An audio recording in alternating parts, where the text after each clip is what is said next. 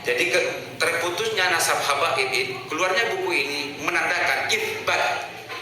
Jangan salahkan ketika ada orang nanti setelah generasi sekarang meragukan dan tidak percaya bahwa habaib itu dzurriyyah Rasulullah.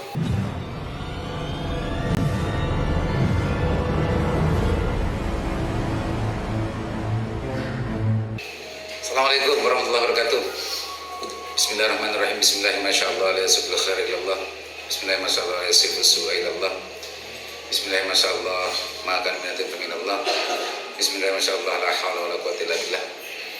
Allahumma shalli ala sayyidina Muhammad wa syidil zalimin bi zalimin wa akhrijna min bainihim salimin. Wa ala alihi wasallam. Amin. Pemirsa, sejak awal kurang lebih setengah tahun yang lalu ya, keluarnya buku menakar kesahihan nasab habaib di Indonesia yang ditulis hasil penelitian dari Kiai Imamuddin.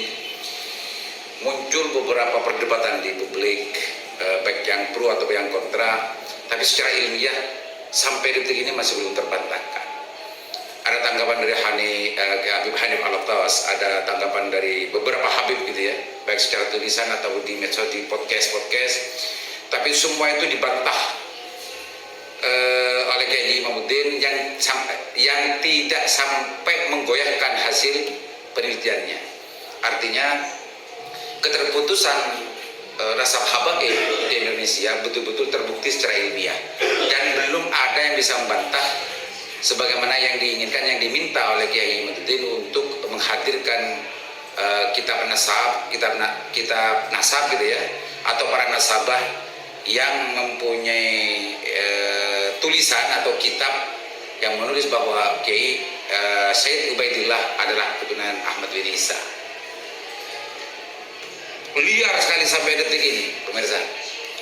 Ada tanggapan yang sangat ngawur juga. Semua ini berangkat dari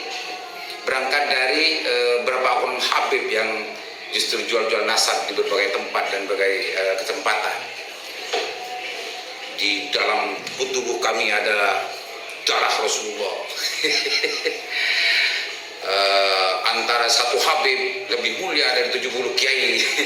Banyak sekali gitu ya. Framing-framing yang justru ingin sekali memutuskan kelompoknya, Bani Alawi. Semua ini terbantahkan secara ilmiah oleh tulisan dan penelitian dari Kiai Imamuddin. Dan jenjang waktu sekian bulan gitu ya. Hari ini 2 hari yang lalu kalau nggak salah terbit buku penutup yang disusun oleh Kiai Imamuddin yang berjudul Terputusnya Nasab Habaib kepada Nabi Muhammad SAW. Jadi perdebatan yang sebelumnya setelah peluncuran buku pertama menakar kesahihan nasab habaib di Indonesia, memang sengaja Kiai Imamuddin untuk mendapatkan tanggapan dan pembanding dari pihak-pihak yang mau untuk membantah terhadap hasil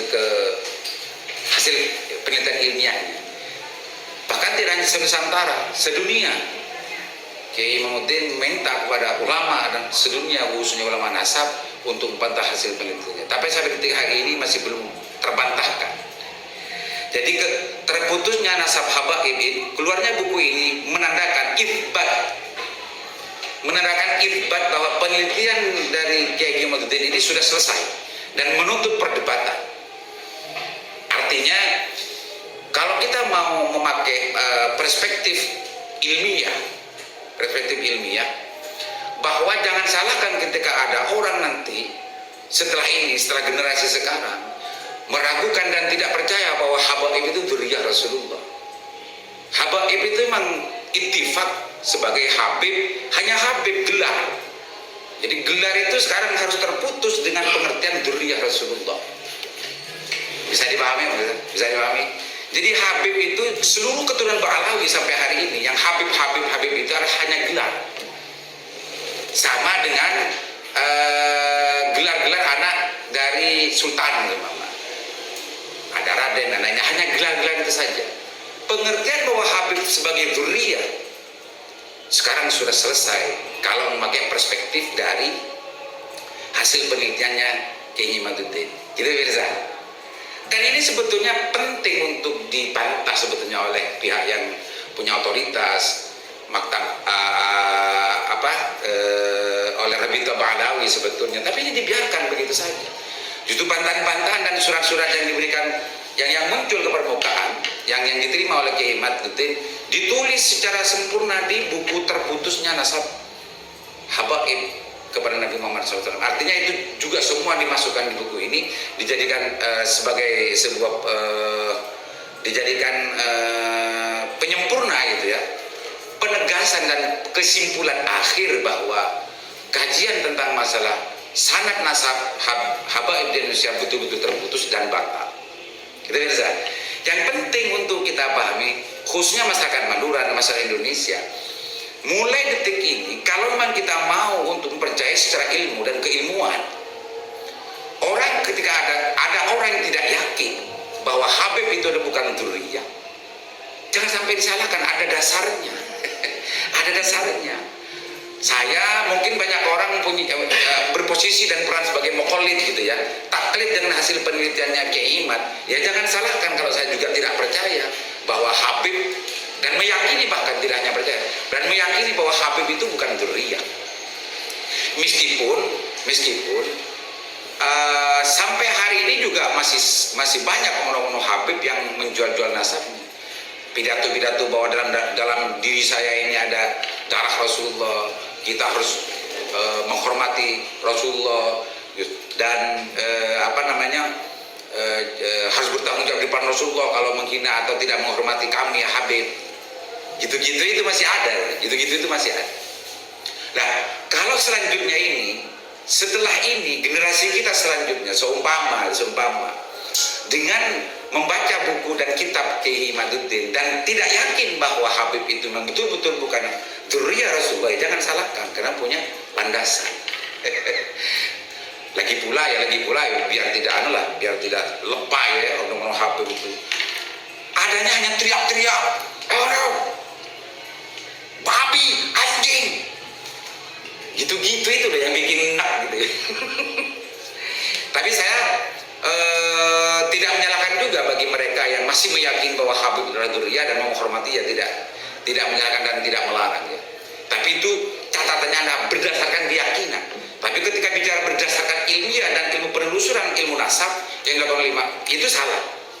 Tapi juga tidak menafikan kalau banyak orang masih percaya dan meyakini bahwa Habib itu adalah dzurriyyah sehingga melakukan penghormatan yang tidak merubah penghormatannya kepada mereka.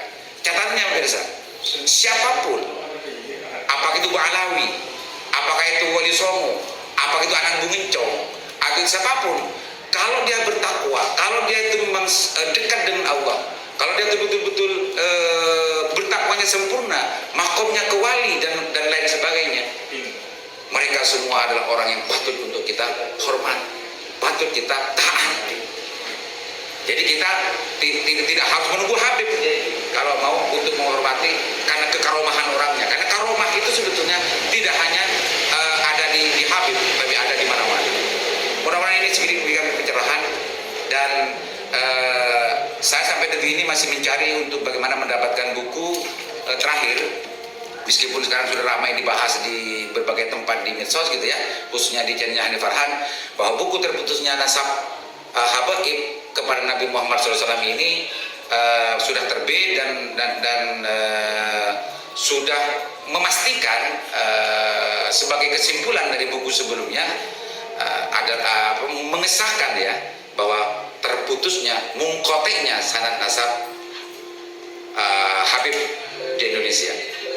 Mudah-mudahan dan tidak salah tanggap. Assalamualaikum warahmatullahi wabarakatuh.